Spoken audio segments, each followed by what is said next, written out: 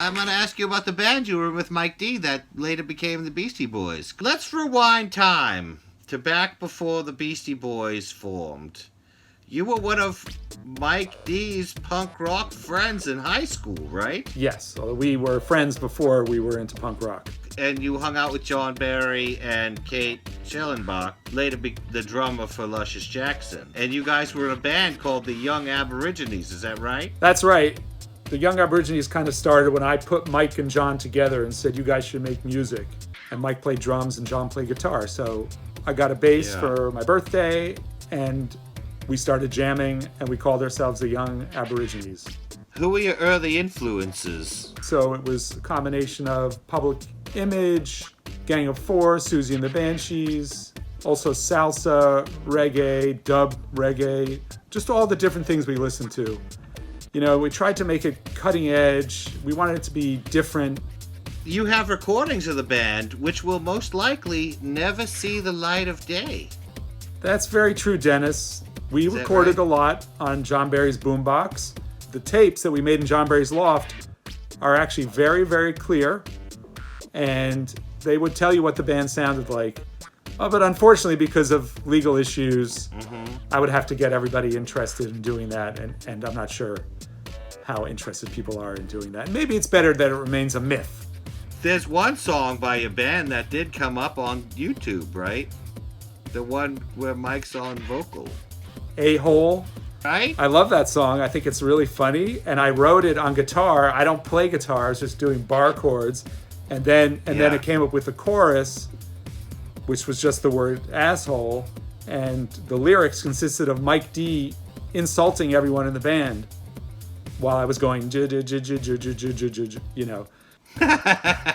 That is the first time that I remember Mike D getting on the mic, because that was pre-Beastie Boys. You could even say it was pre-Steve Boys. Pre-Steve Boys, I like that. Kate Schellenbach played bass on that song, and John Barry played drums. It was very, very sloppy. Eventually, like, you left town or something, and you came back, and the band had morphed into the Beastie Boys. Is that correct? And MCA was there playing bass. Were you like, what the heck? Were you mad about it? There was overlap between the Young Aborigines and the Beastie Boys.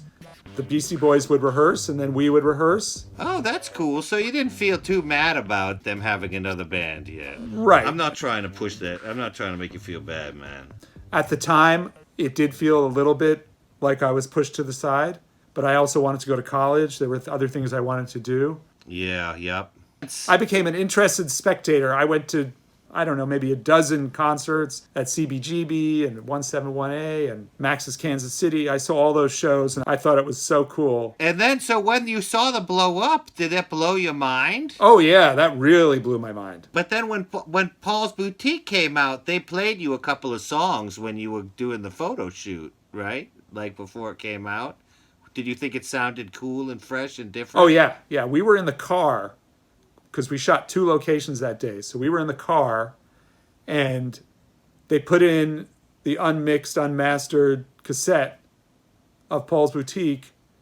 And I was like, yes, you guys, this is what we need. This is the sound of our, not only of our youth, but of today, because it was songs we heard on the radio when we were kids and they were cutting it all together, obviously with the help of the Dust Brothers, who played a big role in making that music, but I instantly loved it. But then it didn't have the commercial success that License to Ill had. Did that shock and surprise you? Yeah, that was kind of funny. I think it's a better record, personally. It's a way better record than License to Ill. It's the Sgt. Pepper's of hip-hop, if you will. Yeah. You know, I think it was a little ahead of its time with all the samples. Speaking of bands, you blog about music for an Earful blog, which is your own blog. I mean, you say you write about other things, but really it's mostly in-depth music reviews. I am as obsessed with music as I was when Mike D and I were going record shopping in 1979. I just always have to know what's going on, and I try to share it with people so that they catch up with it.